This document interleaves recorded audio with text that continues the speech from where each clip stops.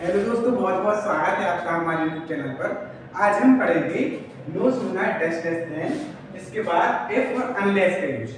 No sooner than का use मुख्य रूप से एक कंजक्शन के लिए होता है, जैसे हमने आपको कल सो दैट, सच दैट और टू टू का यूज बताया था, वो भी एक कंजक्शन थी। और आज हम नो सूनर देन इसका उपयोग करेंगे। इसको देखेंगे कि इसका यूज कहाँ होता है। एग्जाम के पर्पज से ये वाले जो कंजक्शन है, जो भी महत्वपूर्ण है, उनको हम आपको पहले पढ़ा दे रहे हैं। इसके बाद जो आपकी थ्योरिकल क्लास रहेगी, यानी जो टेक्स्ट बुक वाला वो रहेगा, क्वेश्चन आंसर रहेंगे या फिर पोएट्री वगैरह वाला रहेगा, उनको थोड़े समय बाद में करेंगे, है ना। तो सबसे पहले हम आपको सेक्शन सी कंप्लीट करा दे रहे हैं, इसके बाद सेक्शन बी, सेक्शन ए में तो जो भी सेक्शन ए में रहेगा, इसके बाद सेक्शन डी की तैयारी करेंगे। तो सेक्शन जो सी में आता है वो आज अपन पढ़ने वाले हैं। तो सबसे पहले अपन देखेंगे कि नो सूनर देन का यूज होता कहाँ है। नो सूनर देन जो है, यह एक कंजक्शन है या कंजंक्शन है। कल हमने आपको समझाया था कि कंजंक्शन क्या होते हैं, जो दो वाक्य रहते हैं, यानी जो दो वाक्य रहेंगे, यानी एक ये सेंटेंस है और एक ये सेंटेंस है, इन दोनों सेंटेंस को जो ऐड कर देगा वही कंजंक्शन होता है ना। तो अब अपन यहाँ देखते हैं। तो सबसे पहले अपन इसको देखेंगे। इसको देखने से पहले अपन को इसमें एक बात ध्यान रखनी है कि आपको नो सूनर देन लगाना कहाँ है। सबसे पहले देखिए, नो सूनर देन जब आता है तो अभी तक एग्जाम में जो पूछा जाता है उसमें हमेशा एज सून एज जो रहता है, इसके ही प्लेस पर आपको नो सूनर लगाने को कहा जाता है। तो अपन ने वही वाले एग्जाम्पल लिए हैं जो आपको एग्जाम में पूछे गए हैं, है ना। वही एग्जाम जो वही वाले अपन ने लिए हैं। इसके बाद ही अपन देखेंगे कि अगले कौन से कार्य हैं। तो सबसे पहले तो देखो एज सून एज ये लिखा गया है, तो सबसे पहले देखना है कि एज सून एज कहाँ है, क्योंकि हमेशा इसके प्लेस पर ही लगाया जाता है ना। क्योंकि इनकी जगह पे नो सूनर लगना है। अभी केवल मैं नो सूनर करवा रहा हूँ, तो अपन को नो सूनर अकेला वाला देखना है ना। एफ और अनलेस वाला अभी बाद में करवाते हैं। तो नो सूनर की जगह पे अपन को एज सून एज की जगह पे नो सूनर लगाना है। सबसे पहले इसकी जगह पे इसको यहाँ से खाली कर देना है और यहाँ नो सूनर लिखना है ना। बहुत ध्यान से समझना, ये थोड़े से कठिन होते हैं, लेकिन अगर आप समझ गए तो बिल्कुल इजी है। इसके बाद क्या है, ये नो सूनर अपन ने यहाँ लिख दिया है। इसके बाद आप देखेंगे कि देखो एज सून एज के बाद वेल लिखा है, यानी सब्जेक्ट की तरह वर्क करेगा। इसके बाद या तो हेल्पिंग वर्ब नहीं, हेल्पिंग वर्ब में is am are was verb बताया है। इसके बाद अगर आप ये नहीं मिल रही है हेल्पिंग वर्ब, तो आप क्या करेंगे, मेन वर्ब पे जाएंगे। मेन वर्ब क्या है, मेन वर्ब क्या है, जिनमें ना आता है पीछे से, आना, जाना, खाना, पीना, नहाना, धोना, ये सभी जो है ये मेन वर्ब कहलाती है। और मेन वर्ब हमेशा जो रहती है वह या तो हेल्पिंग वर्ब के बाद आएगी या फिर सीधी सब्जेक्ट के बाद लिखी आएगी। लेकिन सब्जेक्ट के बाद जब ये लिखी आती है तो या तो इसका पहला फॉर्म यानी फर्स्ट फॉर्म लिखा आता है, या सेकंड आता है, या फिर फिफ्थ आता है ना। या फर्स्ट आएगा, या सेकंड आएगा, या फिफ्थ आएगा, है ना। फर्स्ट क्या है, जो कि जब कहते हैं होता है, जैसे ए लिखा है तो जैसे मैं आपको समझाने के लिए कहूँ गो, तो ये इसका मेन वर्ब जो है इसका फर्स्ट फॉर्म है। अगर इसका दूसरा फॉर्म आएगा तो गो का सेकंड होता है वेन, तो ये हमेशा हो सकता है सेकंड आ जाए। ये बिना हेल्पिंग वर्ब के आते हैं, तब बता रहा हूँ। इसके बाद अगर ये दो नहीं है तो इसके बाद जो अगला आएगा वो आ जाएगा, वो तो लिखते हैं, उसके बाद एस और लगा दिया तो ये फिफ्थ फॉर्म बन गया। या आपको कैसे लिखना है, इसमें जैसे कि ए लिखा हुआ है, अगर सब्जेक्ट है तो सब्जेक्ट के बाद अगर आपको हेल्पिंग वर्ब नहीं मिल रही है, यानी is am are was verb shall will की नहीं मिल रहा है, तो आप ये समझिए कि या तो इसमें मेन वर्ब है, ये तीनों फॉर्म में से एक को यूज किया गया हो, या तो पहला, या तो दूसरा, या तो पांचवा। तो अपन यहाँ समझते हैं। तो नो सूनर लिखने के बाद अपन जो बाद में लिखा गया शब्द है कुछ हम लिखेंगे, no sooner the bell. No sooner the bell के बाद आप ये देख रहे हो ना, नहीं है ना, अब ऐसा पूरा नहीं लिखना है ना। एक थोड़ी सी मिस्टेक ये हो रही है कि कि आपको इसमें तो हेल्पिंग वर्ब दिख नहीं रही है, हेल्पिंग वर्ब नहीं दिख रही तो पूरा अरेंज करो, है ना। अभी केवल आपको समझाने के लिए करवा रहा हूँ, इसके बाद आप सीधा देखते ही साथ इसको कैच करने लगे, इसको पकड़ लेंगे। तो नो सूनर लिखा, नो सूनर के बाद अरे यहाँ हेल्पिंग वर्ब तो है ही नहीं, अब हेल्पिंग वर्ब नहीं है तो मैन वर्ब होगी। तो मैन वर्ब का कौन सा फॉर्म है, देखो इसमें क्या लिखा है, रिंग। रिंग मतलब होता है बजाना या बजना। रिंग में एस लगा है, एस लगने का मतलब क्या है, एस लगने का मतलब है ये फिफ्थ फॉर्म है। तो फिफ्थ फॉर्म में तो यहीं आराम से रुक जाना है जहां मेन वर्ब का अगर फिफ्थ फॉर्म हो, मतलब एस एस आई एस आ रहा हो। इसकी भी पहचान क्या है, इसमें या तो आई एस आता है या एस आता है या एस आता है, इनके सबसे पीछे, जैसे इसके पीछे एस आया है ना। तो अगर ए आता है तो अपन ए क्या करेंगे, अपन एक अतिरिक्त जो हेल्पिंग वर्ब है वो अतिरिक्त हेल्पिंग वर्ब डज को लेना पड़ता है ना। इसको जब बनाते हैं तो डज को लेना पड़ता है ना। अब ये तो हो गई बात। अगर मान लो कि इसमें सेकंड फॉर्म हो तो सेकंड फॉर्म में कौन सी हेल्पिंग वर्ब अपन को लेनी पड़ेगी, प्यारे बच्चों सेकंड अगर रहेगा तो इसमें अपन को डिड लेनी पड़ेगी। अगर फर्स्ट होगा तो क्या लेंगे, फर्स्ट होगा तो डू लेंगे, है ना, डी और डू। पहले से समझिए, अगर एस आई एस या एस लगा है यानी मेन वर्ब का फिफ्थ फॉर्म लगा है तो आपको फिफ्थ फॉर्म लगने पर डज लेना पड़ता है, यानी कि नो सूनर लिखने के बाद आपको एक अतिरिक्त हेल्पिंग वर्ब यहाँ सामने लिखनी पड़ेगी जो कि आपने क्या लिख दी है, डज लिख दी है ना। इसको थोड़ा सा अंडरलाइन कर दें, इसको यहाँ आपने डज लिख दिया है ना। इसके कारण फिफ्थ फॉर्म थी यहाँ इसलिए डज लिखा गया है। उसके बाद जो वाक्य लिखा है यानी द बेल हो गया। उसके बाद रिंग जो है इसको R I N G ring लिखना है। एस हट गया है क्योंकि अपन ने एक हेल्पिंग वर्ब इसी की सहायता से बनाई थी तो एस से हट जाएगा, ये मेन वर्ब का पहला फॉर्म पे आ जाएगा, ये पहले फॉर्म पे आएगा। उसके बाद अपन ने नो सूनर यहाँ तक का तो पूरा लगा दिया है। उसके बाद ये जो देन बचा है, देन आपको जस्ट यहाँ लगा देना है, no sooner does the bell ring then.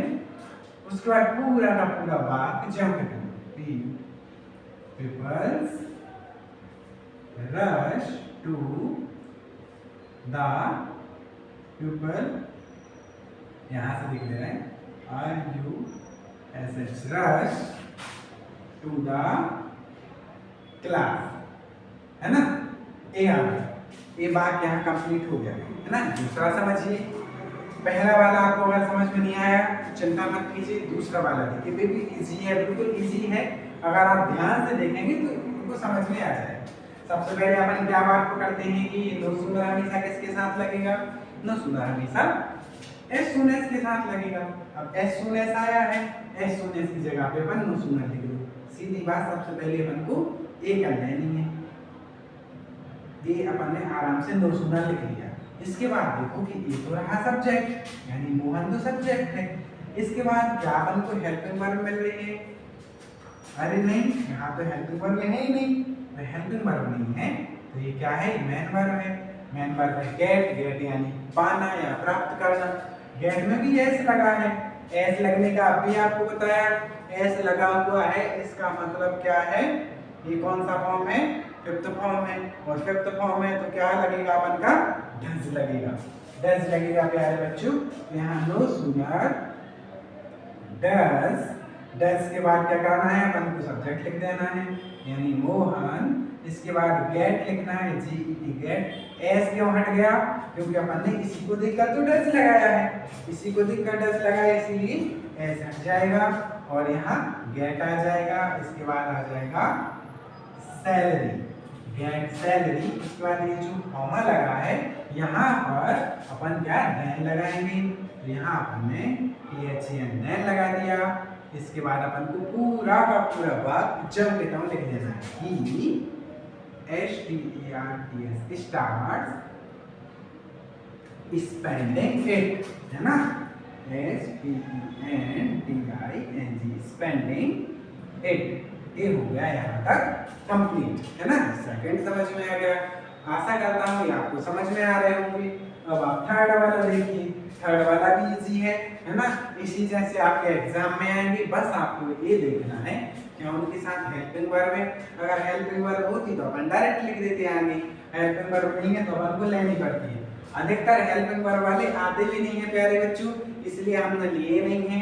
मैं खुद ये समझता हूँ कि जो जो चीजें आ रही हैं वो आपको अगर समझाया जाए तो एग्जाम के पॉइंट ऑफ व्यू से वो ज़्यादा इंपॉर्टेंट रहेगा, है ना। इस हिसाब से हेल्पिंग वर्ब वाले होते हैं लेकिन ये आते नहीं हैं, तो इसलिए आपको नहीं करवाया है।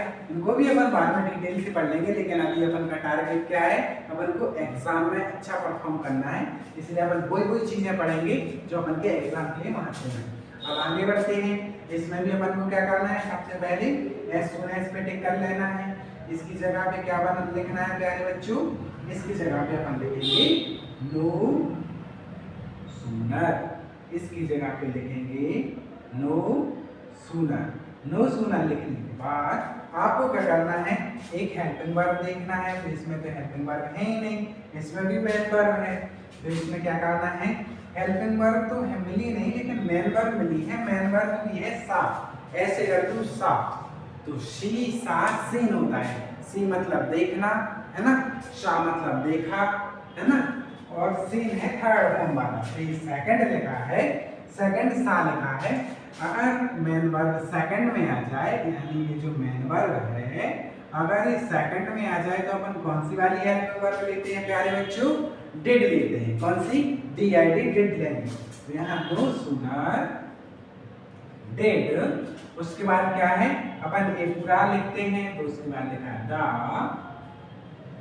बॉयज, उसके बाद देखो ए लिखा है शा, इसी को देख के तो अपन ने डिड लिया था, तो इसमें से डिड निकल गया, यानी इसका डिड यहाँ आ गया, तो यहाँ सा का क्या हो जाएगा प्यारे बच्चों, सी, है ना, सीधा।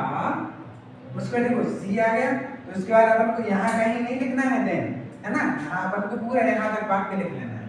तो सी द PRINCIPL प्रिंसिपल, उसके बाद एक कॉमा लगा है, अल्पविराम है, इसकी जगह पे अपन को क्या लिखना है, देन, ये वाला देन, उसके बाद दे,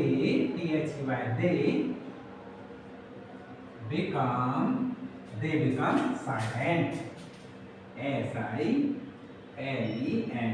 साइलेंट। ये हो गया अपना वाक्य, है ना। नो सूनर बिल्कुल आसान है, अगर आप ध्यान से देखें आपको केवल यह हेल्पिंग वर्ब पहचाननी है, या फिर इसके बाद आपको आराम से अगर मेन वर्ब पहचान गए तो मेन वर्ब पहचानने के बाद आपको ये देखना है कि मेन वर्ब इन तीनों में से कौन सी आई है, इसी को देखकर आप आराम से हेल्पिंग वर्ब लगा सकते हैं। और हेल्पिंग वर्ब लिखी हुई है, पहली आए तो डू लगाना है, दूसरी आए तो डिड लगाना है, अगर पांचवें नंबर की फिफ्थ फॉर्म आई ES वाली आ गई तो आपको डज लगाना है। अब अपन हेलो प्यारे बच्चों, अब इसके बाद अपन समझते हैं कि जो इफ और अनलेस होते हैं ये कहाँ यूज किए जाते हैं, है ना, इनका यूज कैसे होता है, ये हमेशा कैसे यूज किए जाते हैं, ये हमेशा मुख्य रूप से या तो इफ लिखा आ जाता है या इफ नहीं तो अनलेस लिखा आता है ना। तो आपको कैसे इनका यूज करना है वो हम बताते हैं। देखो सबसे पहले आप ये समझिए कि इफ का क्या मतलब होता है, तो प्यारे बच्चों जो इफ है ना, इफ का मतलब है यदि, है ना, और जो अनलेस है इसका मतलब है यदि नहीं। मतलब इफ जो है वो अकेला यदि है, अनलेस जो है वो यदि नहीं है, यानी नेगेटिव वाला है, और उसमें नॉट लगा आता है, नॉन नेगेटिव आएगा। ये आपको थोड़ा सा ध्यान में रखना है ना, क्योंकि जब अपन क्वेश्चन सॉल्व करेंगे तब अपन को इनको ध्यान रखने में बहुत ज़्यादा जरूरत होगी, इनको बहुत ध्यान रखना बहुत आवश्यक होगा। तो अब आगे बढ़ते हैं। सबसे पहले अपन क्या करते हैं, सबसे पहले अपन देखते हैं कि इफ, है ना, इफ अगर जहाँ जहाँ लगा है, क्योंकि इनकी जगह पे अपन को क्या यूज करना है, UNLESS अनलेस लगाना है ना। हमेशा प्यारे बच्चों जहाँ इफ लगा है वहाँ अनलेस लगाने को आता है ना। तो यहाँ लिखा जाएगा अनलेस का यूज कीजिए, और यहाँ भी अनलेस का ही यूज करने को कहा गया है। तो सबसे पहले अपन देखेंगे कि इस वाक्य में अनलेस अपन लगा कैसे पाएंगे। तो सबसे पहले क्या करना है, इफ को देख लेना है, तो इफ लगा है आगे, हमेशा आगे ही लगा आता है ना, क्योंकि ये जो एग्जाम में देखा गया है वो हमेशा आगे लगा आता है, इसकी जगह पे अपन को अनलेस का यूज करना है। तो सबसे पहले अब भी बताया ना कि इफ का मतलब क्या है प्यारे बच्चों, इफ का मतलब है यदि, है ना, इसका मतलब यदि है, और अनलेस का मतलब क्या है, यदि नहीं। यानी अगर इफ कहीं लगा हुआ है, इफ कहीं लगा हुआ है और उस वाक्य को अपन को नेगेटिव करवाना है, नकारात्मक करवाना है, तो उसमें हमेशा नेगेटिव थिंग्स कोई मौजूद रहेंगी। नहीं आई बात समझ में? अभी देखते हैं। जैसे इफ की जगह पे अपन को लगाना है अनलेस, तो अपन ने यहाँ अनलेस लिख दिया, लेकिन इससे पहले अपन एक बार क्या करते हैं, इसकी ट्रांसलेट करके देखते हैं। क्या लिखा हुआ है? If you do not work, है ना, अगर आप कार्य, if you do not work properly, यदि आप ठीक तरह से कार्य नहीं करते हैं, यू विल फेल, तो आप असफल हो जाएंगे, है ना। यदि आप ठीक तरह से कार्य नहीं करते हैं तो आप असफल हो जाएंगे। बस इसी बात को अपन को अनलेस के साथ लिखना है, लेकिन अनलेस के साथ लिखते समय अपन को नॉट का यूज नहीं करना है, क्योंकि नॉट तो उसमें खुद है, यदि नहीं वो खुद है। मतलब कि जो ये वाक्य लिखा रहता है, सेंटेंस लिखा रहता है प्यारे बच्चों, उस सेंटेंस का मीनिंग चेंज नहीं होना चाहिए, लेकिन अनलेस लग जाना चाहिए। आई बात समझ में आपको? अब यहाँ ध्यान से देखिए अपन बनाएंगे कैसे। अपन ने इफ की जगह पे अनलेस का यूज कर दिया तो अनलेस लग गया। अनलेस के बाद अपन क्या करेंगे, यू लगा दिया, अनलेस यू। अब देखो एक और नेगेटिव है, यदि नहीं तो उसका खुद मतलब होता है, तो अपन नेगेटिव डबल थोड़ी करेंगे, तो क्या करेंगे, अनलेस यू, ये डू नॉट जो है इसको अपन हटा देंगे, है ना। डू है यानी मेन वर्ब का पहला फॉर्म है, तो इसमें कुछ फर्क नहीं पड़ेगा, तो अपन क्या करेंगे, work, and unless you work properly,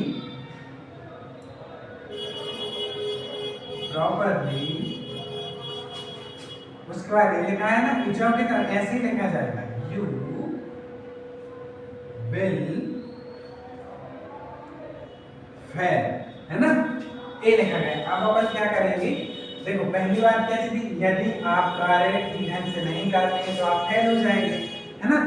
दूसरा वाले में क्या हो जाएगा, यदि आप देखो यदि नहीं करते हो तो आप अपना वर्क ठीक से, तो आप फेल हो जाओगे। यानी वही बात है, बस नॉट हटाना है, नेगेटिव सेंसेस में होता है ना, तो अपन को मीनिंग चेंज नहीं होना चाहिए, लेकिन वाक्य बन जाना चाहिए, ऐसी बात होती है इसमें। आगे बढ़ते हैं। अब दूसरा आपको बहुत आराम से समझ में आएगा। जैसे इसमें इफ लगा है तो इफ की जगह पे अपन अनलेस लगा देंगे, तो अनलेस लगा दिया गया है। इसके बाद क्या करेंगे, अपन को देखो जैसे यहाँ यू लगाया था तो यहाँ भी सब्जेक्ट लगा दो, यहाँ अपन क्या लगा देंगे, राम लिख दिया है, मतलब अपन ने जहाँ इफ लगा है वहाँ अनलेस लगा दिया।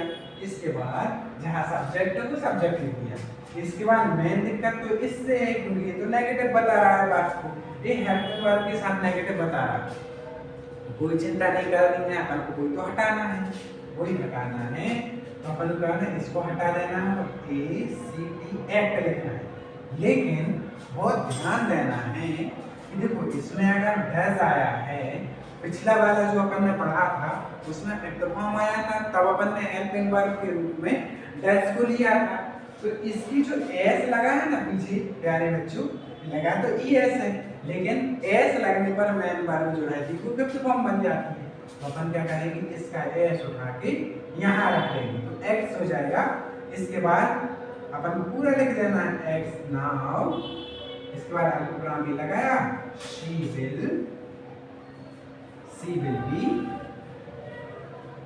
विल बी पनिश्ड, ठीक है, ये यहाँ तक हो गया। फिर से समझिए, देखिए अगर ये फिफ्थ फॉर्म आया है तब अपन ने यहाँ एस का यूज किया है। यहाँ जो था, यहाँ मेन वर्ब का पहले ही फॉर्म आया था यानी डू आया था, इसीलिए अपन ने यहाँ कुछ भी चेंज नहीं किया है ना। इस बात को आप लोग बहुत ध्यान से समझना है। अगला देखिए, अगला क्या लिखा है, सबसे पहले अपन इफ की जगह पे अनलेस लगाते हैं, तो इफ की जगह पे अपन ने अनलेस लगा दिया, तो यहाँ लिख लो अनलेस। अनलेस लिखने पर अब देखो ये लिखा है ना कमल, तो अपन के सब्जेक्ट है, सब्जेक्ट तो अपन सीधा कमल लिख दिया है ना। कमल लिखने के बाद अपन क्या करेंगे, देखो इसमें तो अपन को ये मिल गया, मतलब कि ये नेगेटिव वाला साइंस मिल गया, नेगेटिव वाला तो हटाना है, तो डेड आया है। डेड आया है तो अपन देखो डेड कब आ जाता है प्यारे बच्चों, डेड तभी आता है जब मेन वर्ब का सेकंड फॉर्म दिया गया हो।